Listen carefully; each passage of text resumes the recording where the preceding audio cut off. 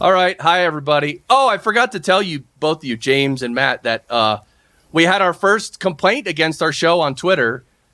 And awesome. The complaint was, you guys didn't get to the content fast enough. I couldn't be bothered to watch it. And I restrained myself in my response. I said, thanks for trying.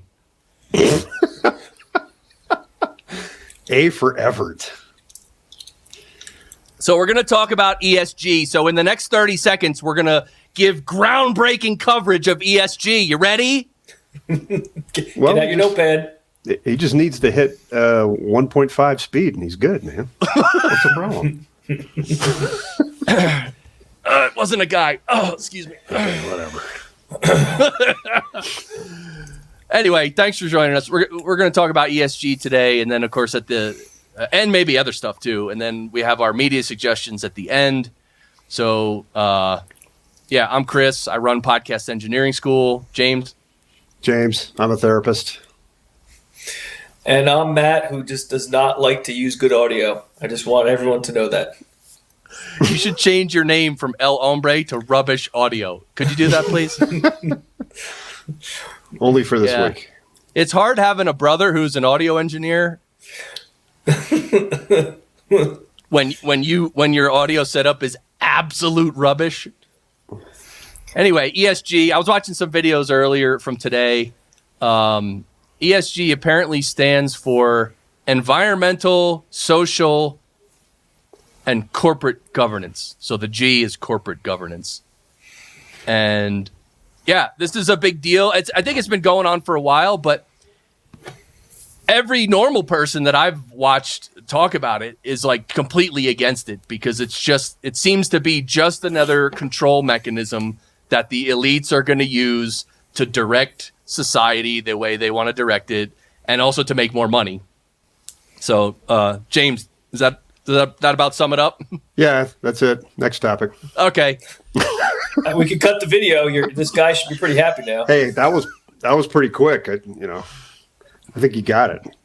So ESG, it's just another control mechanism since you got Vanguard and BlackRock controlling half the world's wealth, it seems like.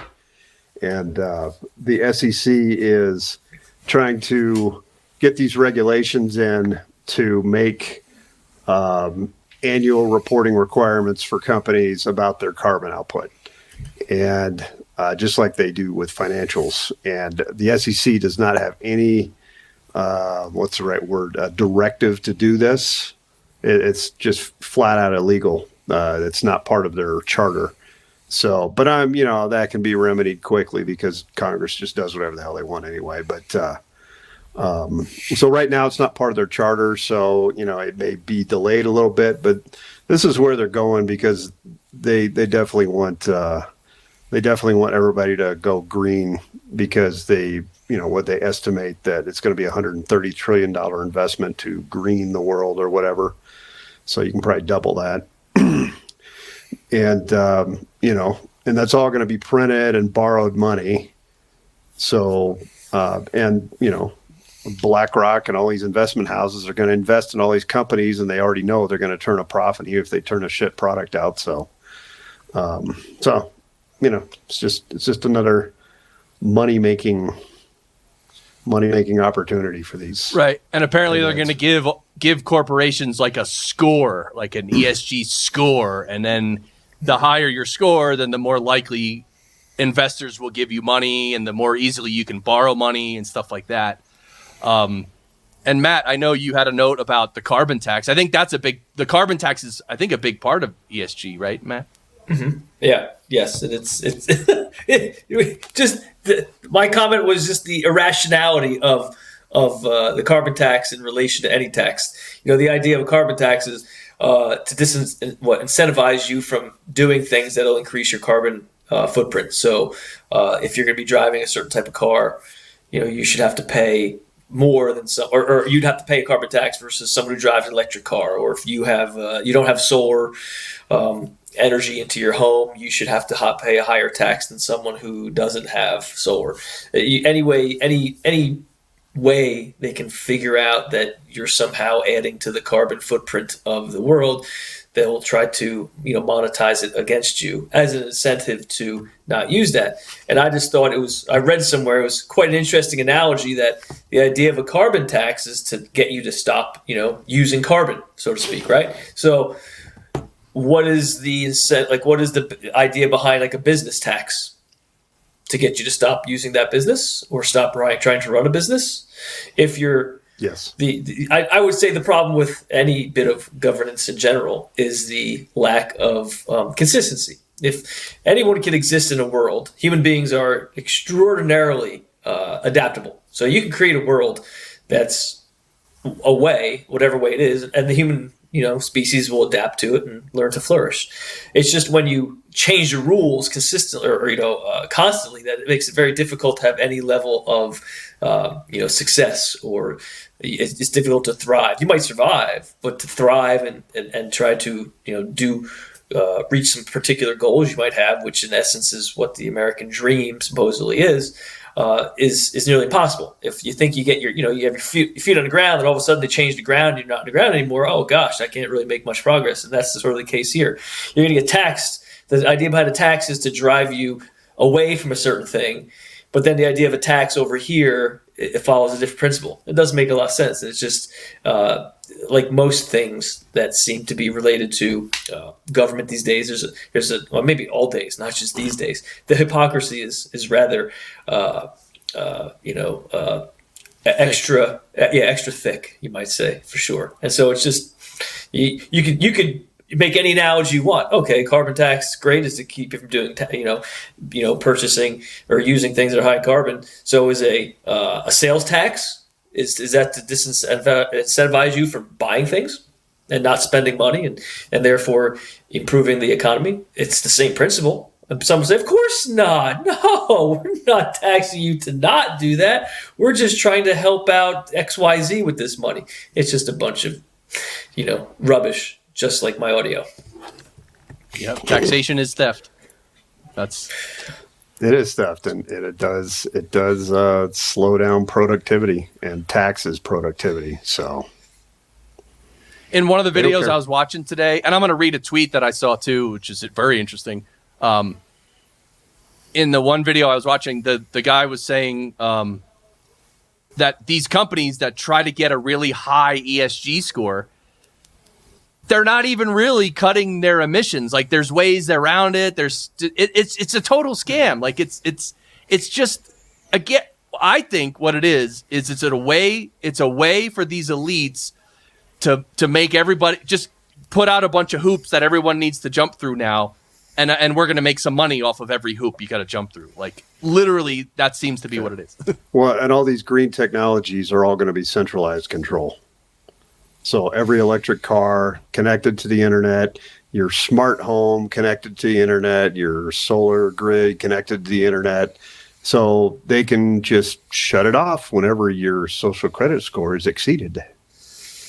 You said something bad on Twitter. Oh, we're shutting off your power this week. Oh, you can't go anywhere. I'm sorry.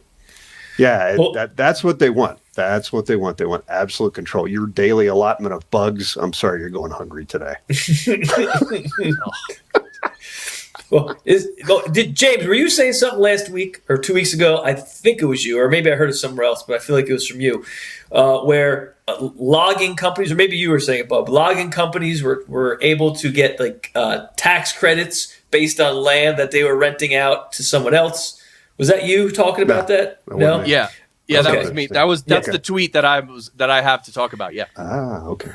It's pretty. Go ahead. Yeah, bring that. Yeah. So I guess I can. Wait, what the? Shrink us.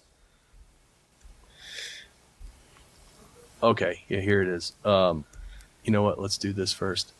Oh yeah, sharing the screen, sharing a Brave tab. Sorry about this, everybody. Can you see it now? I'm shrieking. Okay. So if we go here, well, let's first look at the tweet. The tweet itself says, I should have had this up. I'm sorry. That's it. Yeah. Yeah. So, okay, the tweet itself says, incredible. Timber companies are selling carbon offsets, getting paid by large corporations to not cut down trees on acres of land from which they weren't even legally allowed to harvest trees in the first place. So basically what happened is this carbon project developer told us, okay, so these people they got a grant for, I think, 5,000 acres. They bought, it had a restrictive easement, and the restriction barred them from doing any timber harvesting. So they couldn't harbor any timber. And then with this whole ESG thing, these people came around and said, hey, you can get a carbon credit for not cutting down trees. And they're like, well, we're not allowed to cut trees down anyway. And they're like, no, it doesn't matter. Just take the carbon credit. So this is an example of something that it just on its face is literally stupid. But these are the kind of games that people play when it's just a stupid game, right? And were they? Did I recall reading that they were then selling those credits to other companies? Is that, I believe, I've read that somewhere as well. They were able to take those credits and then, I guess, sell them to other people. Oh, I didn't know that. Yeah, I thought I remember seeing something like that. So they're selling hot air basically too. Yeah, and then passing around the hot potato. Yeah, so you're a logging company, for instance, or a timber company. You'll buy giant parcels of land that you can't actually harvest at all, but you're going to get tax credits for, and then you can sell those tax credits to another company that needs to have so many credits to reduce their carbon tax. So in a way, you're artificially reducing their carbon footprint by purchasing land that you can't actually process. So there is no, net change in pollution or carbon, I guess, development or growth or whatever. But on paper, it looks good. In fact, they can stay neutral. You can sell them credits, and they can up their production of climate catastrophe sort of industry. Yet on paper, they'll say, "Hey, we're neutral. We haven't gone up or down. We're still the same. We're still working at it." Yet they're producing more, fossil fuels or terrible side effects of whatever industry they're running because they're able to purchase these carbon credits from another company that basically purchased, I bought this parking lot, and since I can't cut any trees down, I'm going to still get my ESG credits, and then I'll sell them over to, Bob's, rubber tire making company, and everyone's happy. As you said, Bob, everyone makes money except the people who got, kind of wind up getting screwed. And I mean, I personally don't really care about this. Is all kind of nonsense. I imagine you guys are in the same boat. It's just the bleeding heart liberals who are like gung ho and so bonkers. And if you presented this information to them, right? If you said, "Hey, this is what's actually happening. You have a good heart, and you're certainly coming from an empathetic, point, and you want good things to happen." And based on the chicanery that's going on, there's actually more pollution being created. How do you feel about that? What is their response? Well, most of them just want a warm fuzzy anyway. They don't care. I mean, that's like most government policies anyway. It's all about the intention. They don't look at the secondary and tertiary effects of what that government policy actually does. They don't care. They don't give a rip. It's just all about, well, it feels good. And I like the title, I like the title of the bill, affordable this or that. It's all just a complete smokescreen. And I do have a big problem with this because, like I said, this is going to be, their conservative estimate, $130 trillion investment by all these different governments. And who's on the hook for that? We are, either through inflated dollars or debt. So I got a big problem with this. And this is a pattern like mortgage-backed securities from like The Big Short. You remember that movie? Mm-hmm. Movie, but reality, where they were selling, crap loans packaged up and had like maybe one or two A pluses in there or maybe none. And they packaged them up and called them A plus and then kept reselling them over and over and over again. So it's just selling hot air. It's sold hot air, and we're getting screwed. The guy on the street's getting screwed, and nothing, there's just going to be a pretty face. Ooh, look at the solar panels. Ooh, look at those electric cars.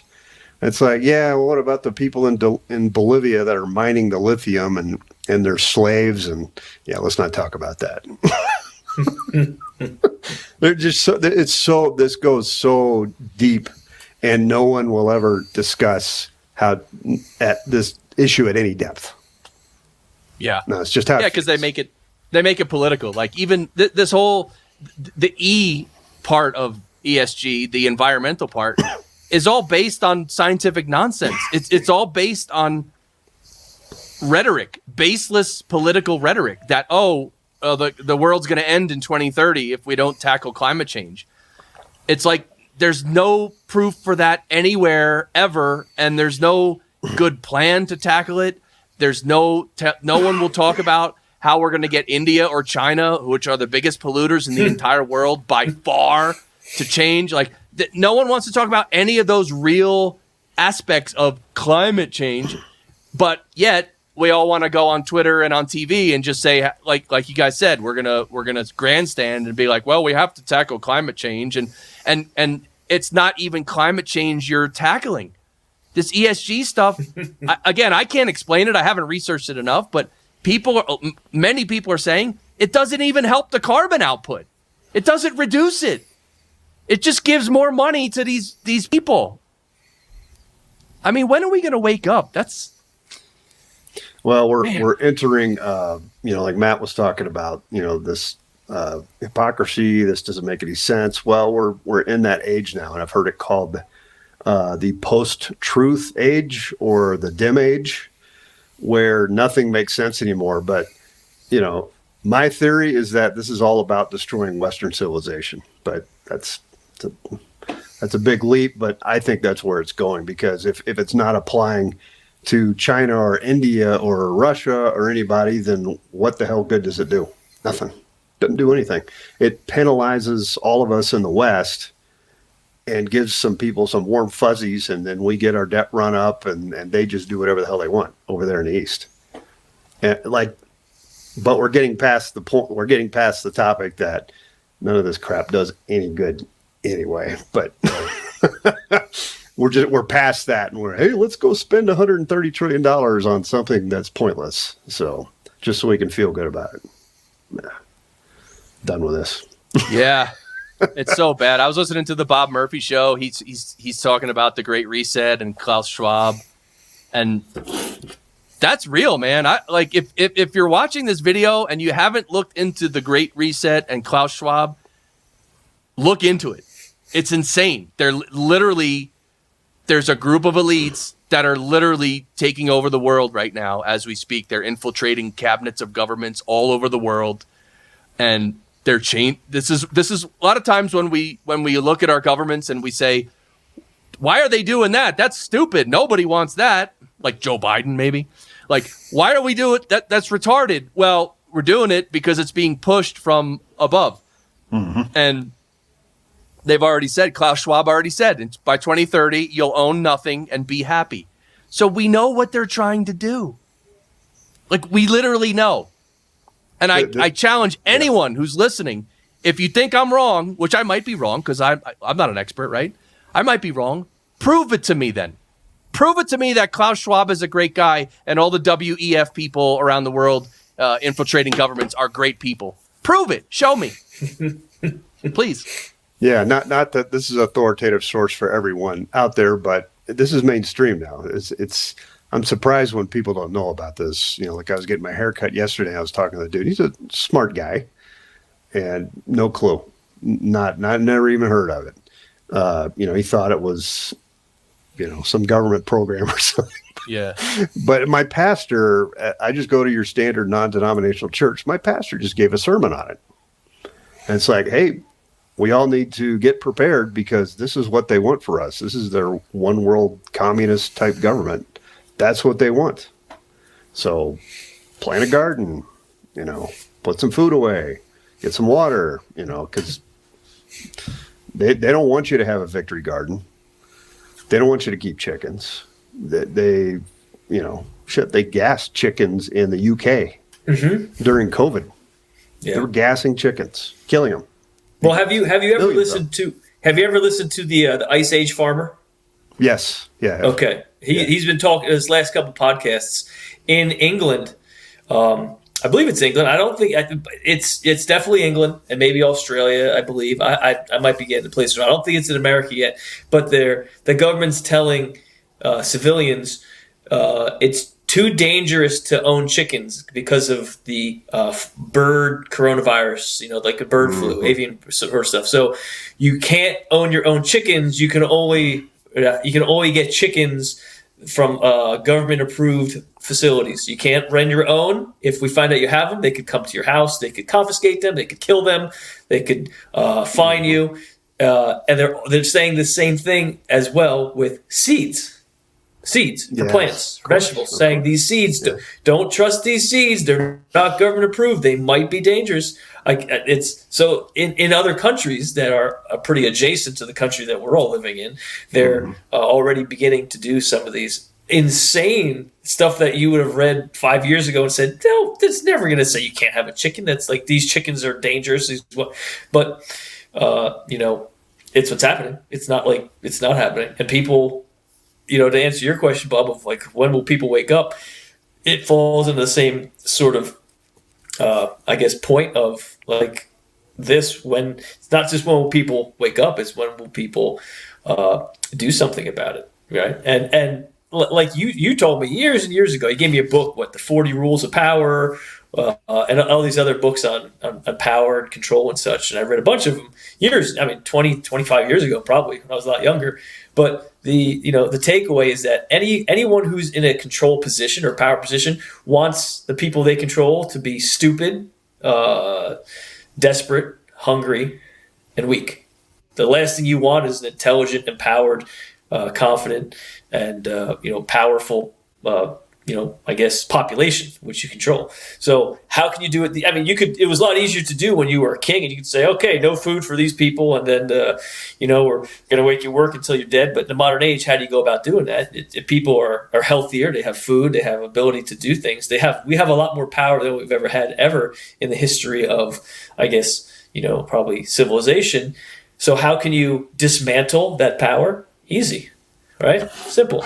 You just make people watch TikTok and distract them. If you can't hold a coherent thought in your head, how can you ever, for instance, rebel? You're too busy being distracted. And like you were saying, I've yet to find someone who has heard about the WEF. And I run a gym, so I deal with people all the time. Nobody even knows what the hell it is. They're like, is that like the World Environment Fund, right? Is that like panda bears? I'm like, no, it's not that one exactly. No, they literally have no idea. And when you tell them, you say, yeah, by 2030, you'll have nothing and be happy. You won't have a car. You won't have a home. You'll live in a government-approved, box. You'll get You'll get a certain amount of money every week, and you'll be allowed to go certain places. You'll have to get a ride, like a government-approved Uber type ride. I said, I tell people, they're like, get out of here. You're making this crap up. Literally, no one I know or talk to has ever heard of this or these concepts. They literally have no idea. It doesn't take much imagination to put the pieces together. It really doesn't. It's like a slap in the face. Yeah, especially when China is already doing what they're doing. Like, they're already doing a lot of this. They're literally the social credit score, and if you don't do the right thing, your score goes down, and then you can't get on a plane, or you can't get on a train, or you can only buy this much food, or maybe you can't buy certain types of food. There's that story of the guy who, I think he got a divorce with his wife, and he owed money for child support, and they just, because of the social credit score, they just killed his score, and the guy couldn't travel. He couldn't do anything. Like, people don't understand. That's the sad part is like, as all this rolls out in the West, if it happens, because I kind of have a feeling that we are going to be able to band together. We are going to have some leaders step up, and we are going to be able to follow some good leaders that are going to not put up with this. In fact, the story of Elon Musk buying 9.2% of Twitter stock, that made me feel more optimistic, because he's a guy, and I'm so glad he's not in politics. I hope he never gets into politics. stay out of that cesspool. But from where he is, he could affect so much change. And by doing what he did with Twitter, buying it, and now he's on the board, and now there haven't been any major changes yet. But the point is, if good people who have a lot of power and clout step up, a lot of us and a lot of normal people are going to follow them, and we're just going to reject this whole idea of the Great Reset, and we're going to the great social credit score, digital dollar, where they're going to if dollars become digital, they can literally just turn off your bank account any second. So I think we are going to fight that. I don't know. I seem, maybe I'm an optimistic person, but are you guys optimistic in the long run or not? James, go ahead. Okay.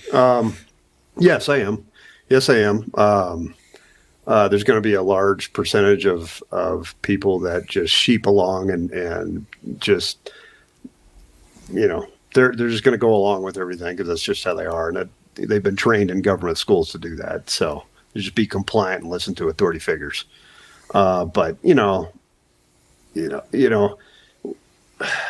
trying to ban the seeds, they're going to try to do that, but it's okay. Good luck with that.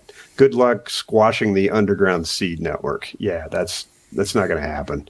And like during the 30s, people would go plant food on adjacent BLM land.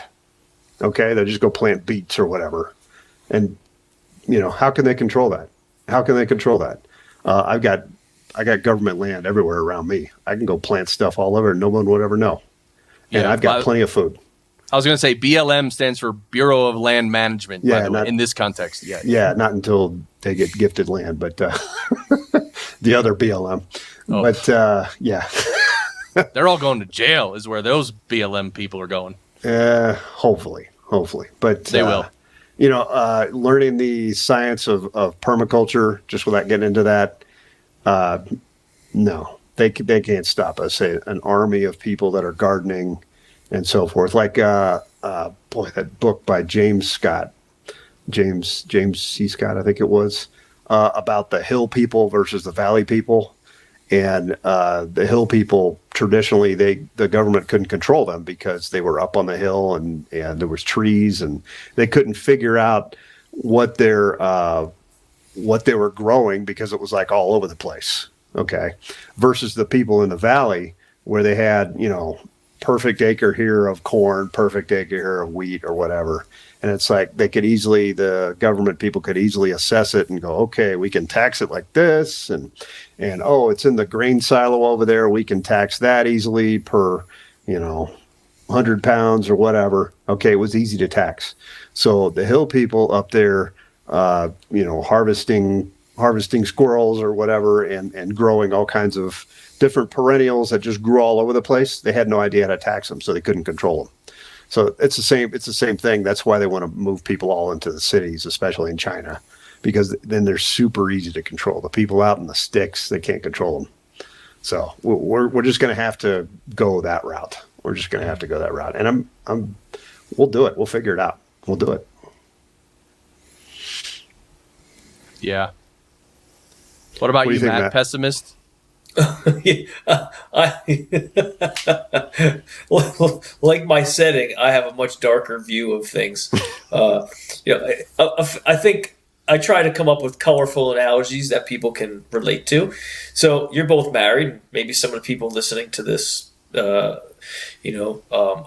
married as well. Imagine walking into your house that you and your spouse both pay the mortgage on. So you both have to be involved in the payment of this your abode, and you find your spouse banging the corpse of the neighbor she just killed.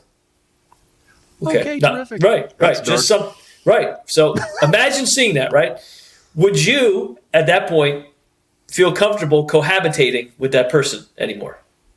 Of course not. Of course not. Because the obviously the ideological differences between you and your spouse at this point are, universes apart. And that's what I think will be the end result, is what we're moving towards in the idea of what America is or this country is. Everything you just described, James, fits exactly with what I think, but everything you described basically talked about the disillusion of how things are now.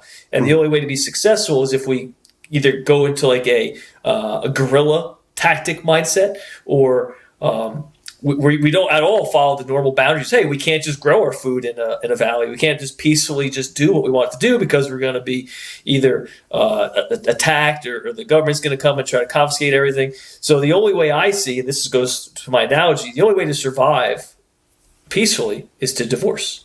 Hey, you want to go ahead and bang weird corpses? Go ahead. I'm going to go here and be a normal human being. You do you, I do me. We just can't be together anymore because we're so different at this point. In Colorado, the state you guys reside, they just passed a law that says up till California just passed a separate one, or looking to pass a separate one. But Colorado just passed a law that says the fetus and up to the birth, I guess the point of birth, the child has no rights. Zero rights. There's no rights. So you could kill it and say, oh, you can kill anybody. There's no rights. You can do whatever you want to them. So that happens in Colorado, and then you have a state like Texas, or I think Oklahoma, which basically just outlawed and banned abortion completely at this point, right? Completely. And now California is trying to pass a law that says you can kill the child basically up till 7 days post-birth. And there's absolutely no criminal or litigious, issues with it. And there's no questions asked. However it happens, it happens. If within 7 days, which is such an odd number, I guess what happens on day 8 is it all of a sudden changed. But if the child dies in whatever manner, there's no investigation. It's just the way it is. So from conception till 7 days post-birth in California, they're trying to pass a law that says there'll be no penalties no matter what happens, even if I was a participant in a pregnant, a formerly pregnant woman's child's, ending, I too am not able to be charged. So if that's happening in certain states, and in other states the polar opposite is happening, there is no way, no matter how you try to, mental gymnastics this, that those two can ever work together. It's just not possible. And I don't believe in the concept of like the movie Matrix, where there's going to be this savior figure that's going to fix everything. That's not how it's going to be. Like the Roman Empire, I think this will collapse. And then what happens from there? I don't know. Is it going to be, for instance, people say, people I talk with say, hey, Jersey's kind of crappy state to live in. Where would you want to go? And I said, I don't know yet. I think there's going to be some sort of splitting of two separate sort of countries, or a normal side and a much more abnormal side. And I prefer to move to a state that would be on the normal side versus the abnormal side. And let's say West Virginia seems like a great place, or maybe Florida. My friend Kate all the time talks about going to Florida, or oftentimes has talked about going to Florida. And I said, hey, Florida's one election away from being just as bad as Jersey or New York.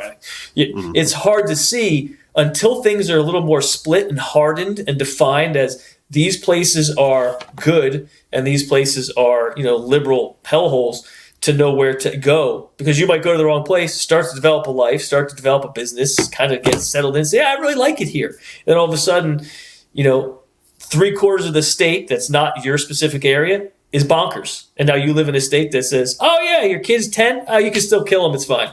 Up to 10 years old. After 10, it's no good. But that could, as crazy as people say, that's never going to happen. Well, who would have said, oh, your kid's 6 days old? Oh, well, if it kind of disappears, well, nobody would have thought that was normal, but that is. So, yeah, I hate to rain on people's parade, but like you said, the best thing to do is be prepared, right? Harden yourself and make yourself as capable and independent. Develop communities in which people who you could support and support you have ability to be there for each other. That's really all you can do. And that's kind of how it always has been for our species, right? Yeah, well, I was just going to say real quick that, I didn't expect these abortion bills to be passed like this, and Oklahoma passed their bill because everybody from Texas was going up to Oklahoma to get abortions. So they're like, no, we're not on board with this. So it is pretty amazing how quickly this is happening. And I mean, secession is really the only solution here. It really is, because of the federal government's out of control, 100% out of control. It's lost. It's gone. So the best we can do is hope to maybe scrap some states or territories together and put up a wall. But I don't see that happening anytime soon, because they're all getting there you go, because they're all getting federal money right now. So they all talk a tough game, like Republican Texas, and then it's like, well, we're going to accept all this Medicare money. Oh, we need some highway funds over here. It's like, yeah, you're talking smack. You're not going to do a squat. So it is. But these abortion bills are pretty telling of how quickly things are dividing, and this is a good thing. Secession is a good and healthy solution to this problem. It doesn't have to be violent. Yeah, that'd be so messy though. Like, I mean, good. Like, because, well, one way to think of it is like, let's say there is a secession and it's like, okay, let's say the Republicans in California, all right, just go move some, like everyone would just be moving at the same time. And they will. Like, and then like, how do you sell your, it would be chaos, but I guess it could happen. It would, but it'd be wonderful.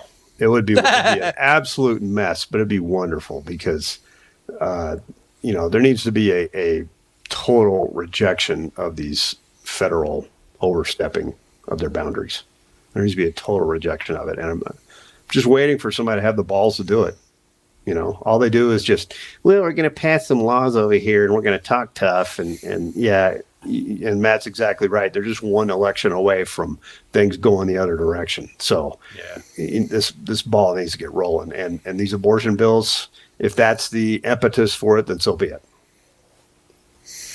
Yeah. Well, honestly, I feel like if I had like $300 million and I was like, more famous or something, like I would try to run or try to help out. Like, I would love to go into Washington, D.C. and literally just fire everybody and just cut off all the lobbying, and I would literally enjoy that so much.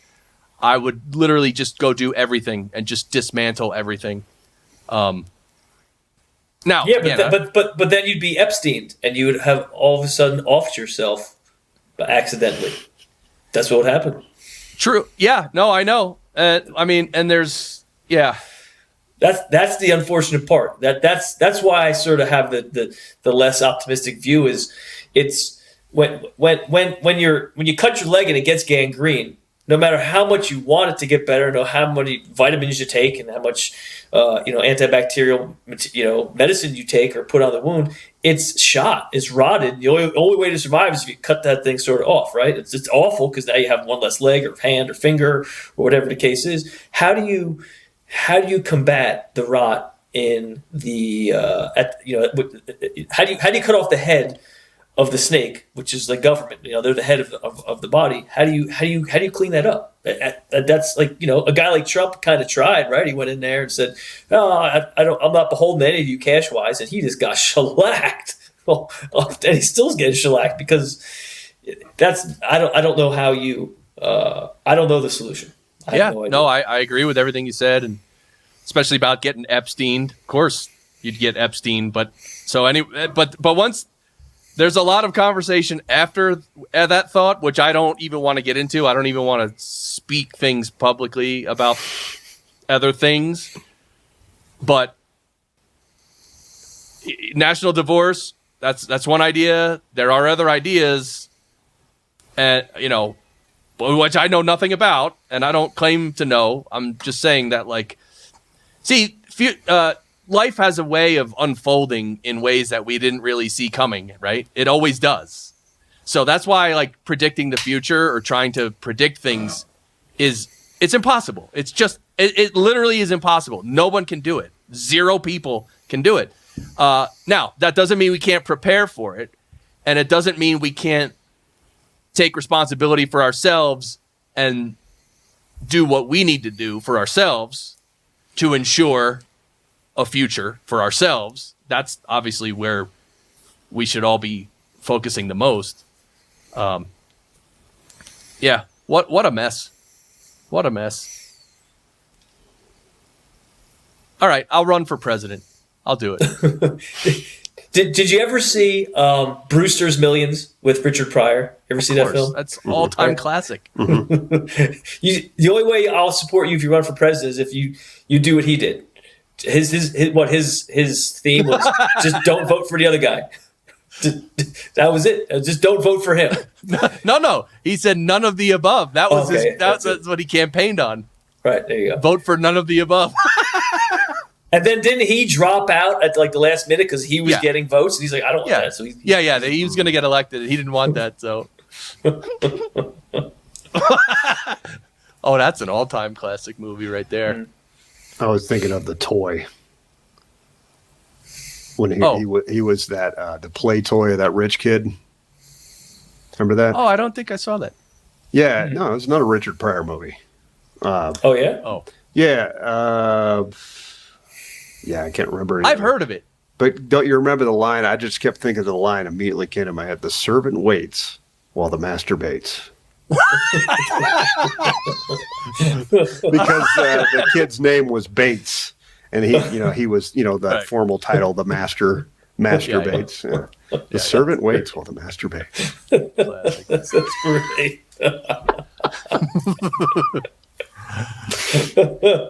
All right. Well, what do you think? Should we get to our media suggestions? Sure. All right. I got a good one. I got it. This book lit a fire under my butt again. Because it did so 7 years ago, it did so 3 years ago, and now I'm loving it again. But I'll go last. So, want me to go first? I'll go first. Yeah, I'll go first this time. So the book of it's really not a book; it's a short story.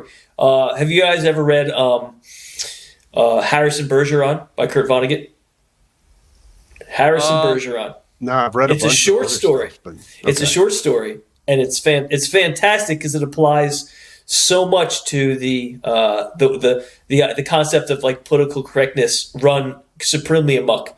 In brief, just a brief summary is that in the future of America, we want to make everyone equitable, which is a big thing now. So everyone has to be equal, and the only way to make everyone equal is you certainly can't raise the bar, but you can lower the bar to the lowest common denominator.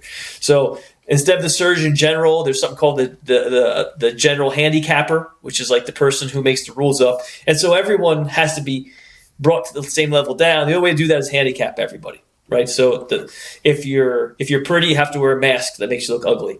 If you're strong, they weigh you down with chains. If you're smart, they make you wear earbuds that release a piercing sound. The smarter you are, the more often the piercing sound is. So you have the inability to hold a thought. So you're at the same cognitive level as the lowest person possible.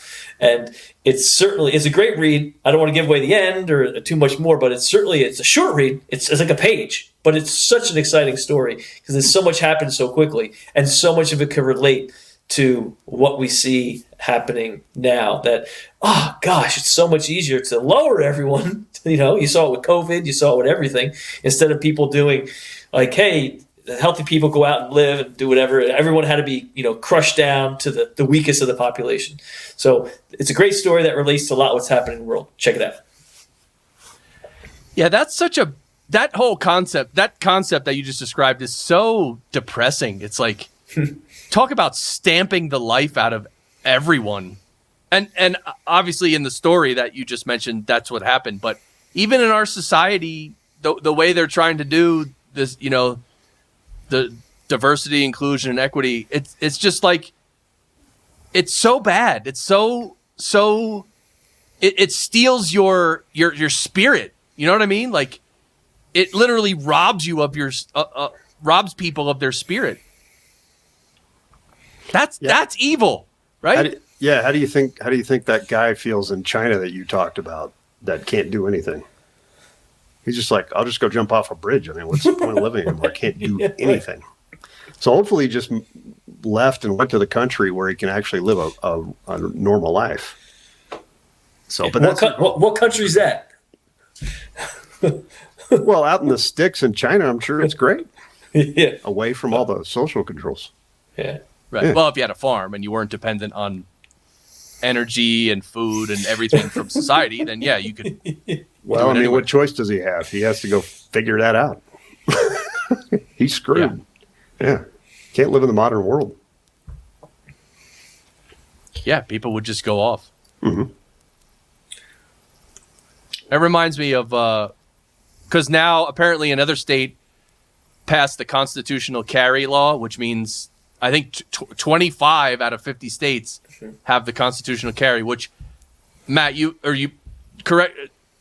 Someone correct me. Is it that means you can literally carry a handgun on your person anywhere you go without having to get a license for it or to get approved for it or anything like that? Is that true? Not necessarily without a license. Some states are shall issue and some are may issue. But either way, it means you can legally carry a firearm once you've passed whatever sort of steps they've asked you to. Some states are like, oh yeah, absolutely, here you go, here's your gun. Other states are like, sure, just got to pay us $1,000 for your registration, and then you can carry it, type thing. So you can carry it, but you have to, like, who can afford $1,000 say per year, registration fee? It's so it depends on which state and what the rules are specifically. Got it. But anyway, the reason I brought that up is because everybody thinks that, like, oh, if everyone's carrying guns, then everyone's just going to shoot and kill each other. And my thought is, and I think I heard it from Tim Pool, he's like, you know what? All the idiot criminals are going to start fighting with each other, and they'll just kill each other, and then all the rest of us normal people will be left to live in peace. Wouldn't that be nice? Let me tell you a really fast story that you'll definitely understand. Remember middle school teacher Terry Patterson, the science teacher? Oh, yeah. He lived in Flanders. He was a really cool guy. Right? Yeah. He told us a story years ago. He said when the power lines first went up, the big power lines, that run across that hold the power.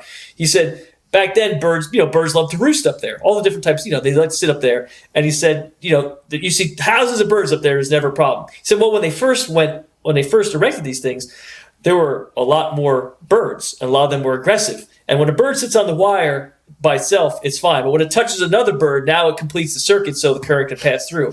And what they found were all the very aggressive birds who would fight each other would do that, and they'd both die, and they'd be knocked out of the population. So their genes, the aggressive gene was, sort of like advanced natural selection occurred.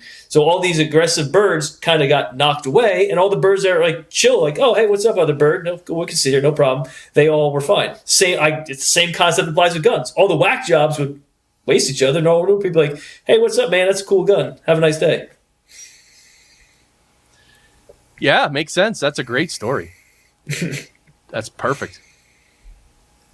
All right, James, what's your media suggestion for the week? Well, I wanted to reference that book I was talking about, but in full disclosure, I haven't read it. I just heard a synopsis of it. So, okay. But, do it anyway. Well, James C. Scott, and it's called Against the Grain. And I was just looking at it here. Against the Grain, A Deep History of the Earliest States by James C. Scott. And James C. Scott is an anarchist, so usually I'm going to agree with what he has to say. But it's all about how modern agriculture was used to control people. So, and we see that's being done today, right? With cutting off exports of fertilizer that Europe needs, that the United States needs for spring when we're planting here. And I saw like farmers were talking about planting soybeans instead of corn because they didn't have enough fertilizer. So it's changing things right away. And the government knows what they're doing. They know exactly what they're doing. So why are they doing this? And so agriculture is used to control people, and all the more reason why they want us to eat plants and bugs, and because it's easy to control. Shut off the supply if you're not in favor this week. So definitely recommend reading that book along with me, who should have read it already. But Yeah, it's funny. Another thing when they control, another aspect of controlling the food supply is promoting a bunch of terrible foods that are not good for you and make you fat and sick and diseased, and not promoting the good stuff. It reminded me, I was reminded of that recently on Twitter, because of course they're trying to talk about the next variant of COVID and stuff, and everyone is just so over it. Like literally no one's paying attention anymore. But these idiots are trying to sell it. And someone from the government, I think, wrote a tweet and said, oh, the best way you can prepare for this next wave of COVID. And they just listed a bunch of stupid stuff like, wash your hands, wear a mask, stay indoors. They mentioned nothing about diet and exercise ever. Well, you've seen the Fauci video, and I can provide it to you next time. Mm-hmm. I've saved it on Facebook. It was 2000, I think 2001, 2002. No, this was early. This was like right as COVID was starting up. Oh, it doesn't get any more blatant than this. This interviewer was asking, well, what should we do? He said, oh, don't wear masks. That doesn't work. Eat good, exercise, normal advice. And then, just like a month or two later, it was a 180-degree difference. Because I guess pharma had got to him by that point and said, that's not the party line. Yeah. I thought you were talking about the video where he talks, it's from like 2000, where he's on a talk show and he's talking about someone who's got the flu. And the guy's saying, oh, should she get the vaccine? And he's like, absolutely not. If she has the flu, she has the best protection being naturally vaccinated. Right? You guys saw that. I thought you were talking about that. That's a great one. Yeah, it is. That's a great one. All right, so my media suggestion, again, it's a book I read in 2015, a book I read in 2019, and a book I'm reading now. It's called Rejection Proof. Oh, it's just a sick book. This guy basically, I mean, I won't tell the whole story, but he goes on 100 days of rejection. He challenges himself every day, go out and ask for something weird or silly. Not weird, but you know what I mean. Ask for something that people are going to say no to. Like he asked, the first day he's leaving his building, and he asked the security guard at the front desk if he could borrow $100. He's just like, hey, can I borrow $100? And the guy's like, no. But the guy asked why, and then the author just bolted because he was so scared. Because anyway, the whole idea of the book is getting used to rejection and understanding rejection. And again, we could do a whole episode on this. But this is an amazing book. It's unbelievable. And if you need help getting over rejection or facing rejection, or like in my case, I feel like I want to, like I have visions of my business being much bigger, or I have visions of starting other projects like music projects and stuff. And I actually envision working with well-established musicians and artists, because that's what I was doing in the 90s. And but now I'm so far removed from that now if I wanted to work with big name artists, I don't have any contacts in the industry, because really there is no industry anymore. It's really weird. So I would have to start reaching out, and guess what? I'm going to get rejected so much. But anyway, so that's why I'm reading this book again. And what a difference. Asking for what you want. Anything and everything, right? Ask. A-S-K, right? What is the, ask and you shall receive. Seek and you shall find. Knock and the door shall be open to you. It's just asking. And I'm not, some people are really good at asking. Some people ask for free stuff everywhere they go. Oh, can I have that? Can I have that? I'm the opposite. I would never ask for anything. I mean, maybe that's the way we were brought up, Matt, but I don't feel comfortable asking for anything. I should just go get it myself or do it myself. Right? So anyway, for me, it's sort of, I'm trying to, again, so after 7 years, I'm still reading the book, trying to, anyway, it's exciting, I think. Yeah, that's great. That's great. Sounds like a great book. It does sound like a good book. I have a whole list of notes and stuff. Yeah, so anyway. All right, well, what do you guys have any last words? Any last remarks? You want to do like Barnes does? Matt, you want to white pill everybody? Oh, no, you no, got I'm the black pill. Yeah. Yeah, sorry. James, Grow food. we got to figure out how to end this. I mean, I don't mind ending the show, but it's just weird if I talk and then, okay, thanks, bye. That might be a great end, actually. Like later. No, another great way to end the show?